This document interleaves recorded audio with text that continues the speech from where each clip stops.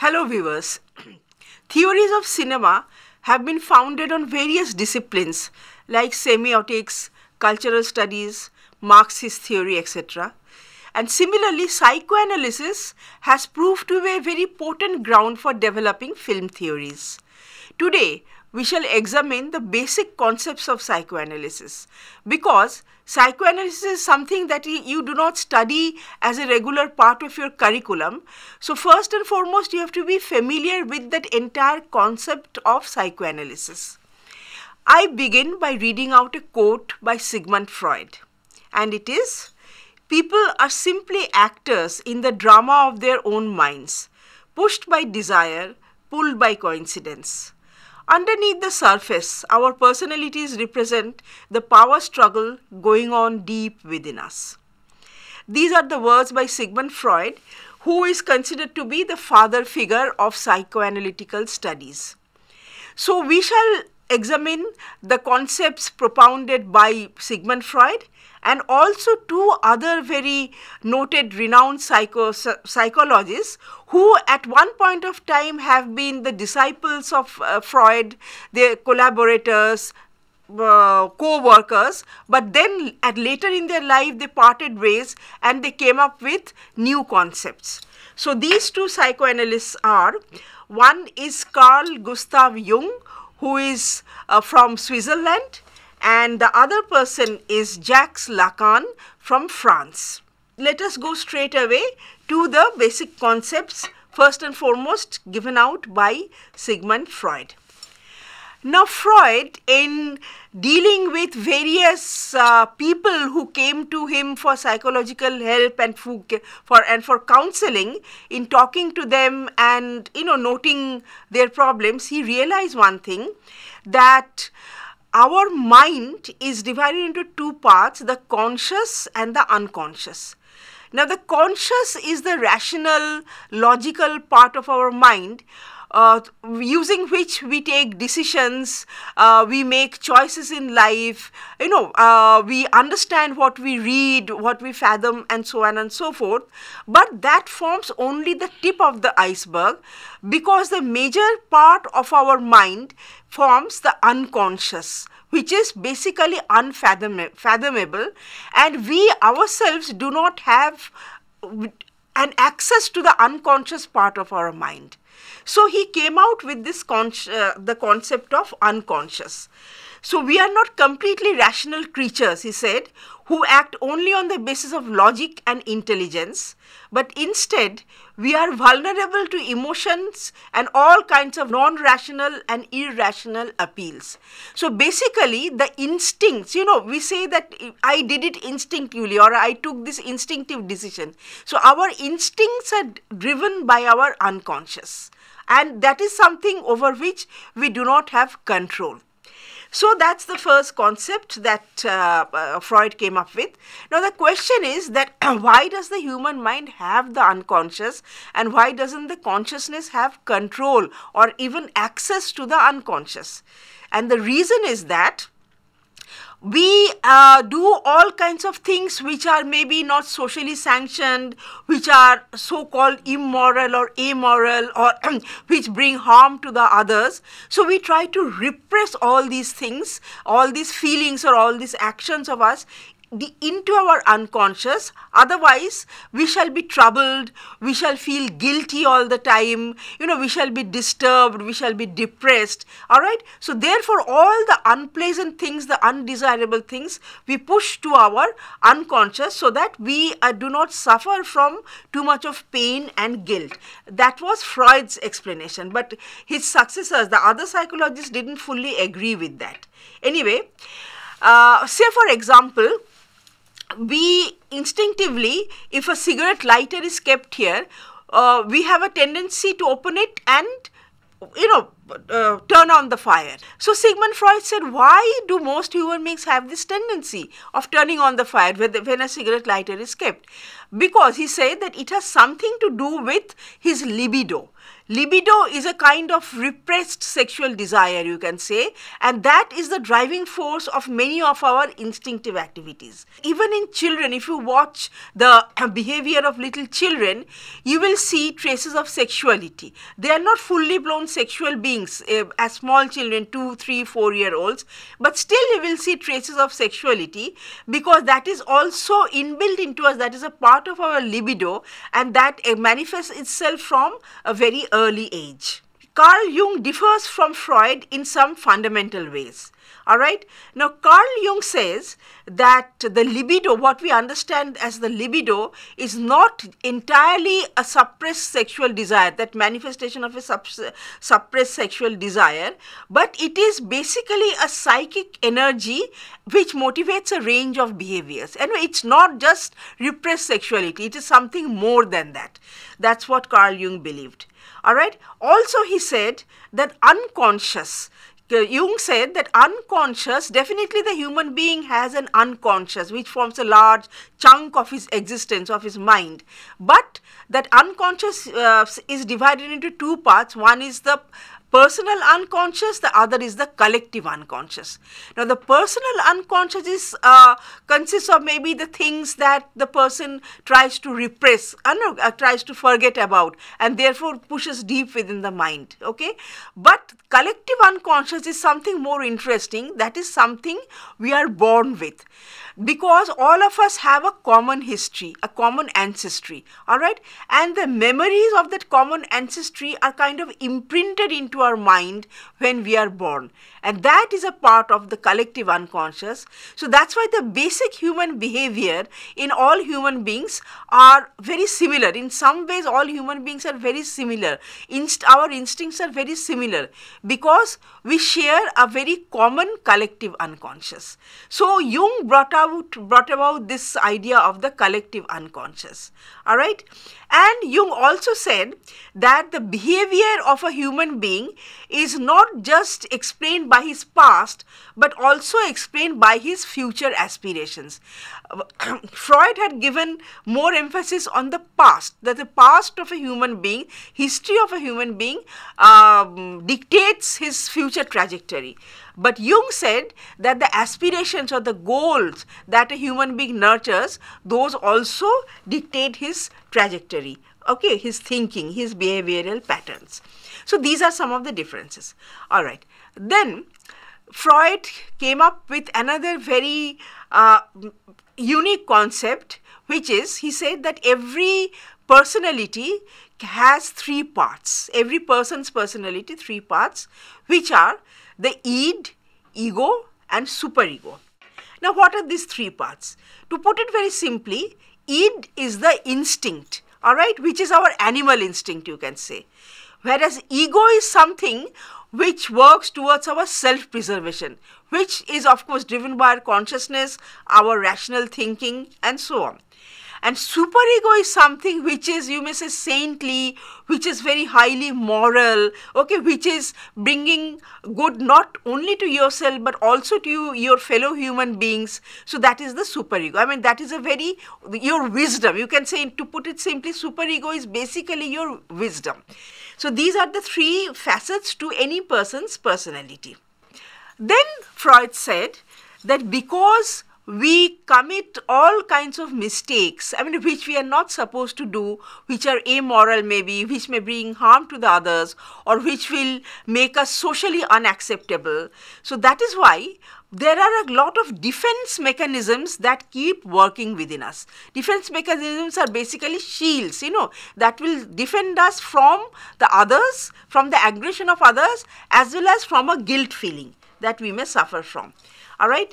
Now, I will list some of the defense mechanisms, and these are ambivalence, avoidance, denial, fixation, identification, projection, rationalization, reaction formation, regression, repression and suppression. These are all big terms, but I will just briefly explain a few of them. For example, projection. What is projection?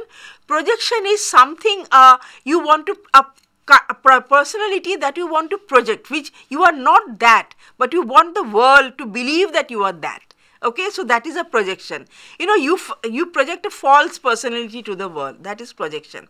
Rationalization, that something is, you know, you are, see, supposing you cannot help smoking, you know, all the time, you know that it is bringing you harm, but still you go on smoking. So you try to rationalize that smoking, I mean, the doctors are, they do not know everything, they are not God. Anyway, even if such and such person has been a chain smoker, he has lived for 90 years, like that. So just to justify your action, you try to rationalize it. That is rationalization. All right. Regression is something very interesting. Regression means that whenever things are not going well with you, whenever, you know, you are in a kind of trouble, you try to go back to your childhood. All right. You try to go back to the times that were better, all right, which are in the past.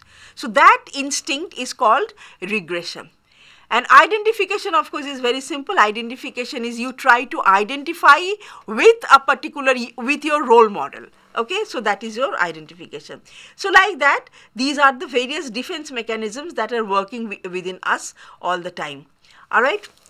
Then Freud said that if, in fact, Freud, there were a lot of negative vibes in Freud's theory. That's why the other two psychologists actually digressed from Freud. So Freud said, Homo homini lupus, which means man is wolf to man. Now, what does that mean, man is wolf to man? It means that there is always a sense of competition, a sense of jealousy that works between two human beings. You know, two human beings can never see eye to eye with each other. They can never cooperate and collaborate and mean good for each other instinctively. Okay, they will always try to bring harm to the other human being. All right. So that makes the human character aggressive. All right. But then what is a check, what brings check and balance? And that is the feeling of guilt. Because whenever we are aggressive on us, supposing we have a bout of anger, you know, we suddenly feel very angry and we shout at others, we break things and we do all sorts of things. And then after that, we suffer from a sense of remorse and guilt, that why did I do this? Why did I say this to others? He must be feeling very bad. We keep on brooding, okay? That is a sense of guilt. So guilt is something that keeps our aggression on check. So Freud said that aggression and guilt are two complementary things that keep the human personality a balanced personality. All right. Then another thing, interesting thing is humor. Now, humor is something that all of us, I mean, some of us have more than the others, and that is also a kind of defense mechanism. I mean, that means you learn to laugh at yourself. Supposing things are not going right with you, you try to laugh it out. You try to make a joke out of it, and then you feel a little lighter. All right, that's what humor is. Similarly, jokes and stereotypes, like Sardarji jokes. You know, you like to enjoy Sardarji jokes. You like to crack and plus also listen to Sardarji jokes. All right. So you stereotype the other by making jokes. Like in India, Sardarji jokes are famous. In Europe, Jew jokes are there. All right. The Jews are at the receiving end of all kinds of jokes. So like that, whenever there is the other, so the other is made into a stereotype but through jokes. So these were all the concepts propounded by Freud.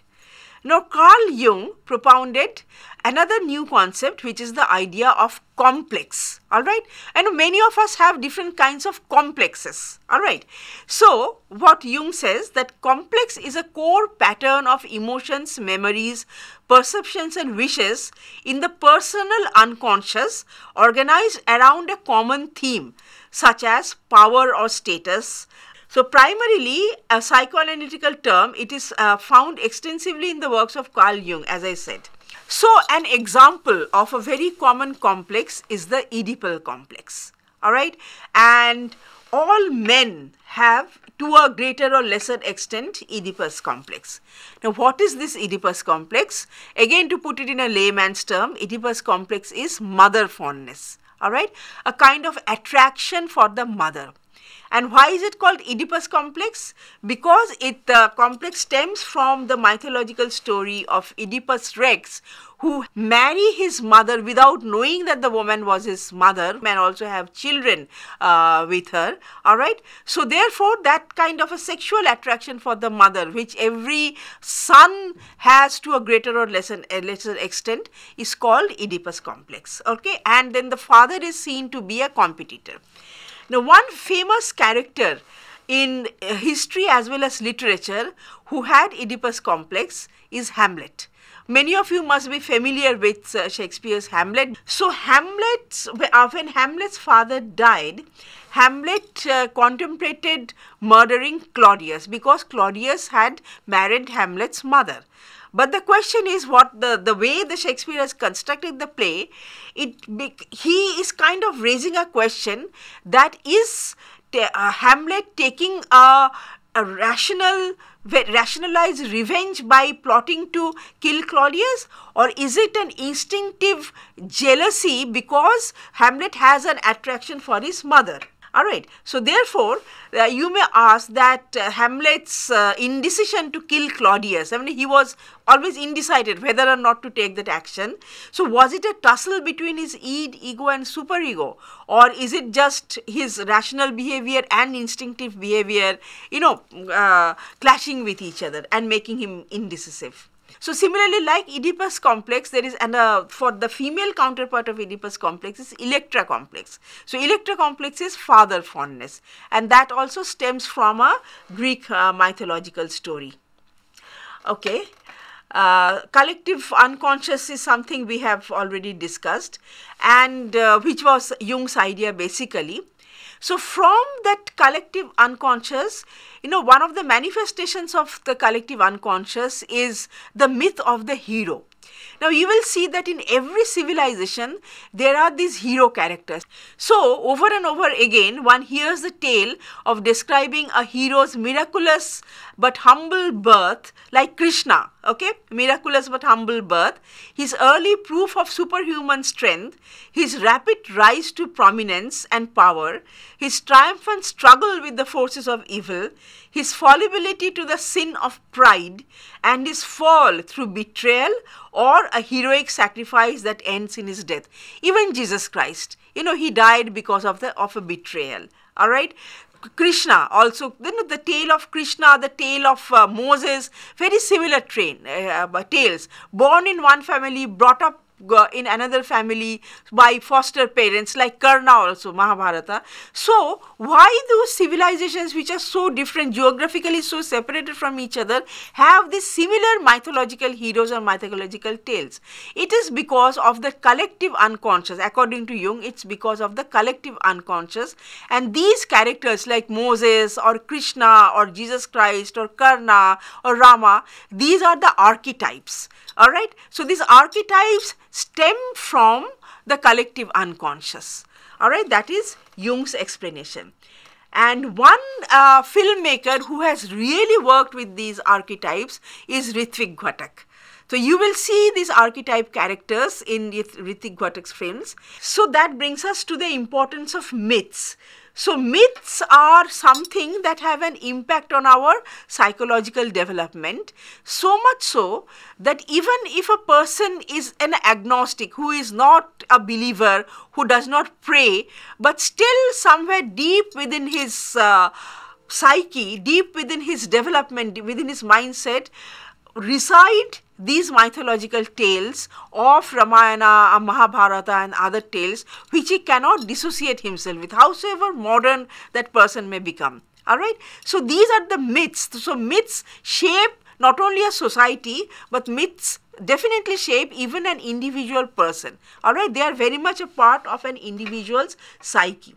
So, that way Oedipus and Electra, they are also mythological characters, and they are, whether we are very much conscious of it or not, they definitely shape our personality. So like mythology, folk tales and folklores also work on our unconscious. Say the tale of Cinderella. Even now, films are made on that story of Cinderella. It is so appealing because it touches our unconscious in some very fundamental, very profound ways which do not always have a rational explanation. Symbols. Now, symbols are something that can come in our dreams. It can circulate in our culture. Okay, we can use conscious use of it, or we can use just instinctive use of it. So there are three kinds of symbols. One is conventional symbols, second is accidental symbols, and third is universal symbols. All right. Conventional symbols are words and images that are part of a particular cultural domain. Okay, say the swastika sign. So swastika sign is a conventional symbol for the Hindus, or Om. Accidental symbols, on the other hand, are very, very personal. So supposing we have had a very traumatic experience at one particular point in time. All right. Now some object associated with that incident will become an accidental symbol in our life, because that will always remind us of that incident, or maybe a particular sound, or maybe particular tune of a song to which a very joyous or a very traumatic experience is attached. So that will become an accidental symbol in our life. So that's very personal in nature. And universal symbols are something that are there in all the cultures. All right. So here are some examples of universal symbol. So like here, all these advertisements are played with a phallic symbol, which is very universal. Similarly, the symbol of a snake is also universal, and you will find it recurring in many contexts in all civilizations in some way or the other. So these are some of the universal symbols. All right. And then Jung said that there is a shadow element in the human psyche. And this shadow refers to our animal instinct, or the dark side of the human psyche. And Jung said that this shadow element, yes, there are these negative vibes in the shadow element, but still it is also because of this shadow element that from where stems our creative forces, and which is something we cannot always explain. Okay, so it is also the fountainhead of our creativity, this shadow element. And this is something in one movie, I do not know if you have seen that movie, Clockwork Orange by Stanley Kubrick. He has dealt with this shadow element in a very beautiful way. He has shown that one particular character, who is a very, very destructive character, doesn't, brings a lot of pain to his parents, and he goes on a rampage and rapes women and does all sorts of things. But he is also very fond of listening to Beethoven, and when he listens to Beethoven, he becomes transformed. All right. So in order to improve him, rectify him, purge his character, he was put in a kind of home, and when he became purged, he became a very tame human being, but at the same time, he also lost his interest in Beethoven. Okay, so actually this is two sides of the same coin. Creativity and destructive energy can be two sides of the same coin. So that's what Jung had said, and such characters we will see in some interesting films. Similarly, animus and anima, this is currently very much in circulation. What is animus? Animus is a male trait in a female character, and anima is a female trait in a male character. All right. This idea has been there in Indian mythology as Ardhanarishwar. And this is there in other mythologies also, and which was articulated by Jung as animus and anima. So nowadays people are giving at it. I mean, if supposing a man likes to feel feminine, wants to do dress like a woman, okay, or keep long hair like a woman, he is free to do that. He is free to express his femininity. He doesn't have to be masculine all the time. All right. So these are the ideas that are getting acceptance in today's society. Okay, having discussed Freud and Jung, we come to Lacan, who is a French psychologist who also came up with some very interesting original concepts.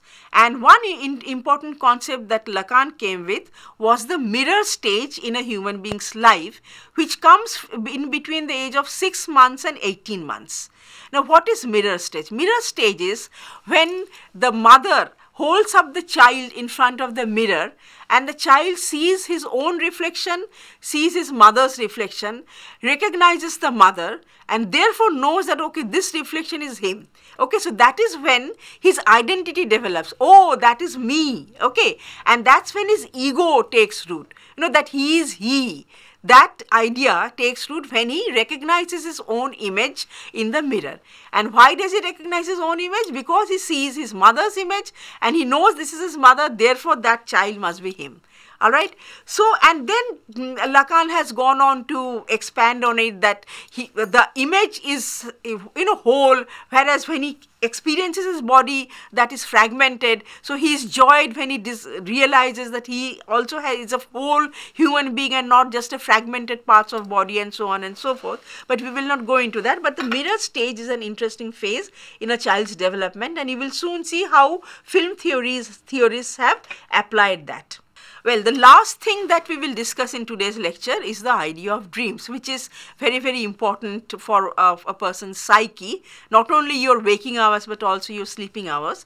So, Sigmund Freud said that when we are sleeping, our conscious mind is at rest. It is sleeping, and that is when the unconscious takes over, all right? The unconscious bubbles up and we dream.